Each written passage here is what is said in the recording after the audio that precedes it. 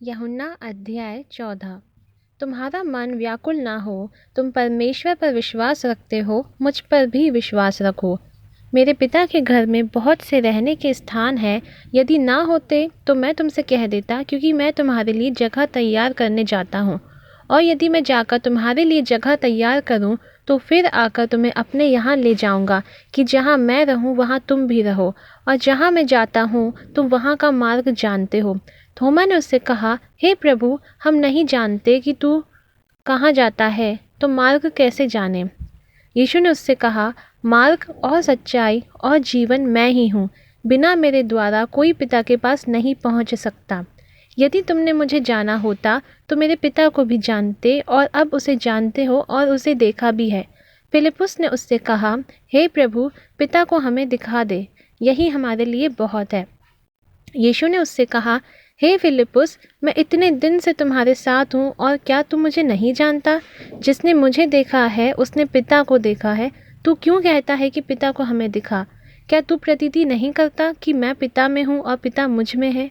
ये बातें जो मैं तुमसे कहता हूँ अपनी ओर से नहीं कहता, परंतु पिता मुझ में रहकर अपने काम करता है। मेरी ही प्रतीति करो कि मैं पिता में हूँ और पिता मुझ में है, नहीं तो कामों ही के कारण मेरी प्रतीति करो। मैं तुमसे सच सच कहता हूँ कि जो मुझ पर विश्वास रखता है, ये काम जो मैं करता हूँ वह भी करेगा, वरन इनसे भी बड़े काम करेगा, क्योंकि मैं पिता के पास जाता हूँ। और जो कुछ तुम मेरे नाम से मांगोगे वही मैं करूँगा, कि पुत्र के द्वारा पिता की महिमा हो। यदि तुम मुझसे मेरे नाम से कुछ मांगोगे तो मैं उसे करूँगा। यदि तुम मुझसे प्रेम रखते हो तो मेरी आज्ञाओं को मानोगे। और मैं पिता से विनती करूँगा और वह तुम्हें एक और सहायक देगा, कि वह सर्वदा तुम्हारे साथ रहे, अर्थात सत्य का आत्मा, जिसे संसार ग्रहण नहीं कर सकता, क्योंकि वह ना उसे देखता है और ना उसे जानता है। तुम उसे जानते हो, क्योंकि वह तुम्हारे साथ रहता है और वह तुम में होगा। मैं तुम्हें अनाथ ना छोड़ूंगा, मैं तुम्हारे पास आता हूँ। और थोड़ी देर रह गई है कि फिर संसार मुझे ना देखेगा, परंतु तुम मुझे देखोगे, इसीलिए कि मैं जीवित हूँ, तुम भी जीवित रहोगे। उस दिन तुम जानोगे कि मैं अपने पिता में हूँ और तुम मुझ में और मैं तुम में। जिसके पास मेरी आज्ञा है और वह उन्हें मानता है, वही मुझसे प्रेम रखता है।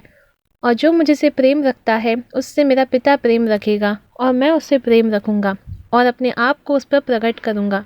उस यहूदा ने, जो इस्करियोती ना था, उससे कहा, हे प्रभु, क्या हुआ कि तू अपने आप को हम पर प्रकट किया चाहता है और संसार पर नहीं? यीशु ने उसको उत्तर दिया, यदि कोई मुझसे प्रेम रखे तो वह मेरे वचन को मानेगा, और मेरा पिता उससे प्रेम रखेगा, और हम उसके पास आएंगे और उसके साथ वास करेंगे।